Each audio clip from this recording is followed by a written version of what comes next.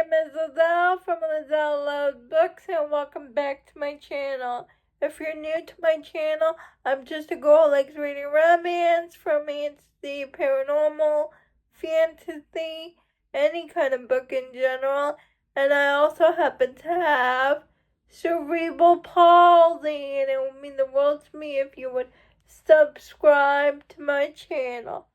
I also hope watching my videos can make your day just a little bit brighter. I post new videos every Monday, Wednesday, and Friday.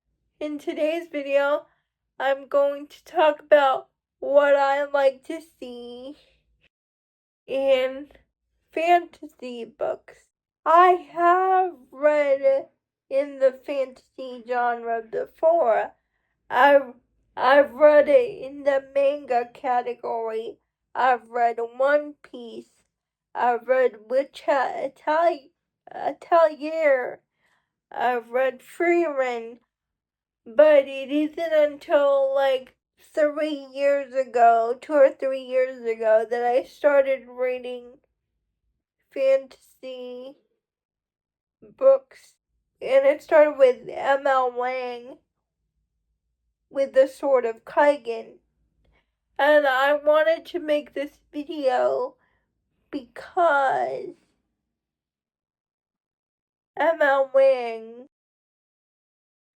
released a new book called Destiny's Edge. I'll put the cover of the book over here. Now, she announced on her Instagram yesterday that if you sign up for her newsletter, you will get this novella book. And you didn't need to tell me twice, so I signed up for her newsletter. And this book, Destiny's Edge, is in my Kindle as we speak. And all I know about it is sapphic family drama and martial arts. And if M.L. Wang writes it, I'm going to read it. She is my favorite fantasy author. I also like the Greenbone Saga, Empire of the Vampire by J. Kristoff, the Lost Legacy series by James Logan, and The Poet Empress by Chantal. What I like to see in my fantasy is complicated family dynamics. The books that I mentioned, Sword of Kaigen, the Greenbone Saga, Empire of the Vampire, the Lost Legacy series, The Poet Empress, they all have complicated family dynamics, and I realized that I like when a fantasy book follows a family and their family dynamics are murky at best. I love that. But my favorite example of that is The Sword of Kaigen by M.L. Wang. You can see that how it follows a mom and a dad and their children, their family in name only, until this new boy from outside their village challenges their beliefs, and the oldest son goes to their mother and asks his mother if this new transfer student is telling the truth, and their family gets caught in a war, and you see that the dynamics in the family changes into a obligation into familial love between a mother and her son, a wife and her husband. And you see that change, as I said, when they're all in the middle of war. And the family dynamics in the Greenbone saga is so cool because we follow the Call family, and they also deal with the aspect of duty to the family and what you want to do on your own, like self-identity, and not just with the family. The poet Empress. Like, I loved the main character in the poet Empress, but what really struck me is the brotherly bond of the heroine's husband and his older brother, and how all they wanted was to be brothers, but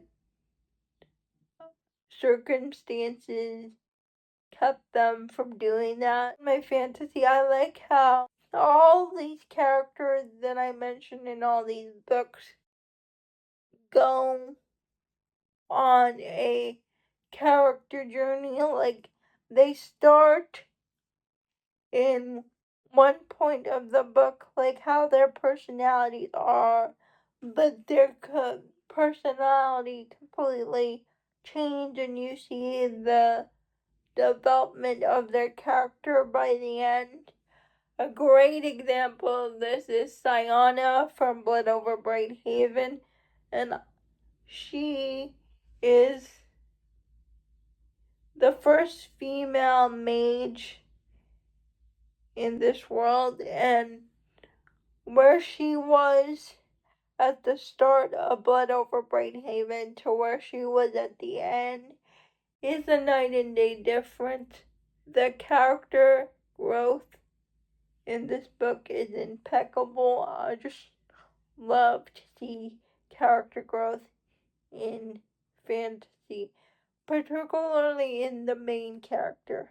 Cool magic systems. When I think of cool magic systems, I think of the poet Empress and how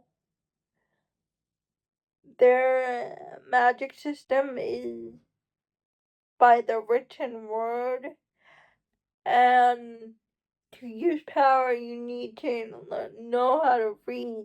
If you want to see the magic system in action, please read the final battle scene. This is the most unique magic system I've ever seen because of Empire of the Vampires. I realized that I really liked vampires in fantasy. Like, vampires in fantasy and vampires in romance are totally different. Vampires in romance are more like the handsome, broody vampire hero, and in fantasy, vampires are more gruesome, more unforgiving, more darker. Vampires are not romanticized, and I realize I like both of them, how they're portrayed in fantasy and how they're portrayed in romantasy. Also, another thing I really like in my fantasy, and the last thing I'm going to talk about, is mystery. I really like when there's a murder mystery aspect of it. Like the Lost Legacy series by James Logan.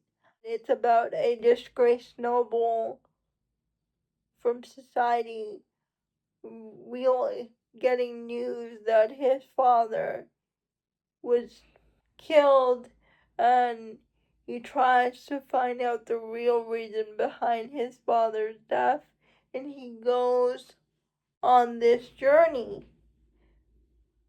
with people he meets along the way, and you're really invested to find out, along with the hero, what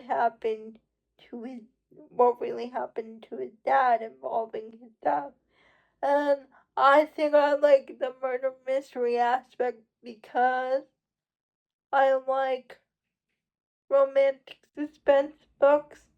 Those are all the things that I like to see in my fantasy books. Please let me know, what do you like to see in your fantasy books? Give me your fantasy book recommendations.